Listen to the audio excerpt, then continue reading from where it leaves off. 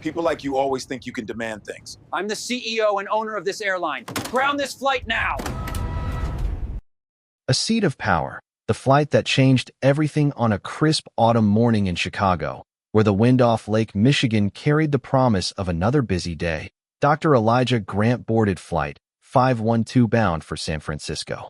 At 52, Elijah was no stranger to the grind of corporate travel-endless meetings, red-eye flights, and the subtle indignities that came with being a black man in America's boardrooms. But today, as he made his way to his assigned seat in first class, something felt off. The woman already settled in 1B didn't even glance up as he approached, her fingers dancing across a tablet screen filled with high-end real estate listings.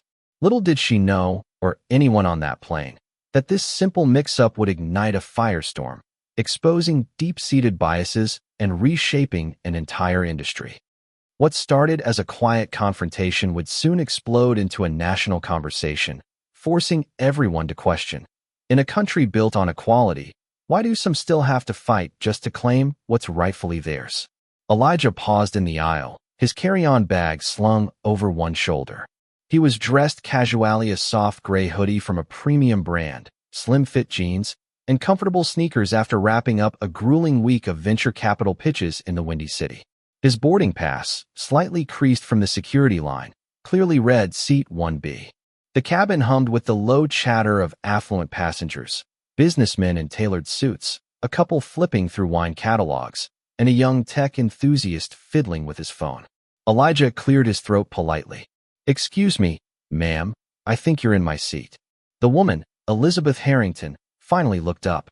In her mid-60s, with silver-streaked hair perfectly coiffed and a string of pearls around her neck, she exuded the kind of old-money poise that came from a lifetime in upscale suburbs like those in Connecticut.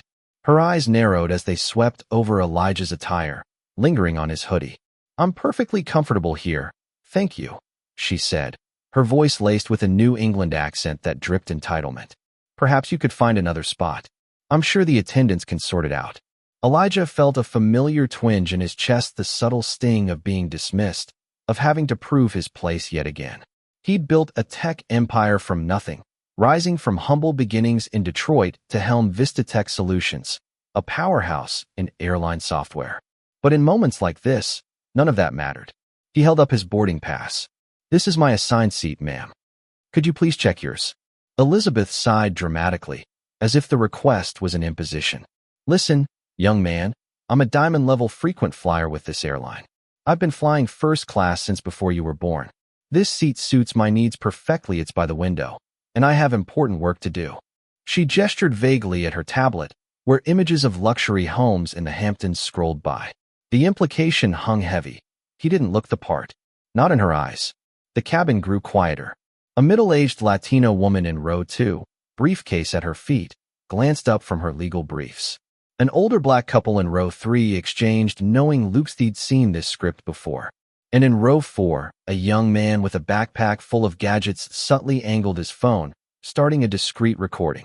Elijah stood firm, his 6-foot frame casting a shadow. "Ma'am, I've paid for this seat just like everyone else. I'd appreciate it if you'd move." Her response escalated the tension. "Paid for it? With what? Some corporate handout? People like you always think you can just waltz in and demand things." The words sliced through the air, raw and unfiltered.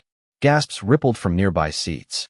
The Latino woman, Sofia Ramirez, a civil rights attorney from Miami, leaned forward, her pen already scribbling notes. The young recorder, Alex Kim, whispered into his device, "This is going viral, discrimination in real time." Elijah's jaw tightened, but he kept his composure, a skill honed from years navigating predominantly white executive suites. He'd graduated top of his class from Stanford, held over 200 patents in aviation tech, and his company controlled software for half the U.S. airlines. Yet here, reduced to people like you. The flight attendant, Karen Mitchell, a 35-year-old from the Midwest with a practiced smile, hurried over. "Is there a problem here?" Elizabeth jumped in first. "Yes, this gentleman is causing a scene. I've requested this seat specifically. I am Elizabeth Harrington of Harrington Estates. We handle premium properties across the East Coast. Surely you can accommodate him elsewhere." Karen glanced at Elijah's boarding pass, her expression shifting uncomfortably. Sir, it does show 1B for you, Mr. Grant. But Mrs. Harrington is a top-tier member. Maybe we could move you to 2A? It's just as nice, and I'll comp your drinks. The offer landed like a punch. Why him? Why always the compromise from the one who looked different? Sophia spoke up sharply. As a lawyer, I have to point out this smells like bias. He has the ticket. She doesn't. Asking him to move reinforces inequality. Alex's phone screen lit office live stream was gaining traction, comments flooding in. This is outrageous. Call it out. The older couple, Harold and Vivian Brooks from Atlanta, nodded solemnly. We've been through this too many times, Vivian murmured. Always us bending. The captain, Tom Reynolds, a grizzled 58-year-old from Texas with decades in the skies, emerged from the cockpit. What's the holdup? We need to push back. Elizabeth beamed, expecting an ally. Captain, thank goodness. This man is being unreasonable. Tom examined the passes, then suggested the same. Mr. Grant, let's be flexible. We value all our passengers. Elijah's patience snapped not in anger, but resolve. Flexible? I've been flexible my whole life. Ground this flight, Captain. We're not going anywhere until this is right. Laughter from Elizabeth. Ground the flight? Who do you think you are? Elijah pulled out his phone, opening an app with a sleek Interfacevistatica's executive dashboard. With a tap, he issued an override. The captain's radio crackled. Flight 512. Owner directive to return to gate. Shock rippled through the cabin. Owner. Tom stammered. Elijah met their stares. I'm Dr. Elijah Grant, CEO of VistaTech Solutions. We own 70% of this airline. I don't just fly IT, I run it. The revelation hit like a thunderclap. Elizabeth paled, her pearls suddenly seeming like a noose. Karen stammered apologies. Sophia grinned, jotting furiously. Alex's stream exploded to 10,000 viewers. As the plane taxied back, Elijah addressed the cabin. This isn't about me. It's about dignity for everyone. No one should have to prove they belong. Back at the gate in O'Hare, chaos ensued. Elijah's assistant, Mia Chun, a sharp 29-year-old from Seattle, met him with updates. The video's viral. Media's swarming NBC, CBS, even local Chicago stations. Elijah fielded a call from a CNN anchor. Dr. Grant, what's next? I'm using my platform to end this. VistaTech's software will integrate bias tracking. No more unchecked discrimination. Elizabeth slunk away, but not before Elijah informed her. You'll hear from legal. Permanent ban from our networks. The story spread like wildfire. Hashtags trended. Flight 512 Justice. Public outrage poured in stories of similar indignities from Black travelers, Latinos, Asians. Debates raged online.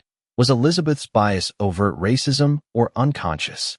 Should airlines prioritize status over fairness? Elijah's calm demeanor versus her entitlement sparked heated discussions. Some defended her as just tired. Others called for boycotts. 3 years later, Elijah stood in VistaTech's gleaming headquarters in Silicon Valley, addressing a summit of airline CEOs, activists, and policymakers. The Grant Protocol had revolutionized travel, real-time bias alerts in apps, mandatory training, transparent reporting. Complaints dropped 85%. Satisfaction among minorities soared 92%. Sophia, now VistaTech's equity director, presented. We exposed hidden biases. Change came fast when accountability was built in.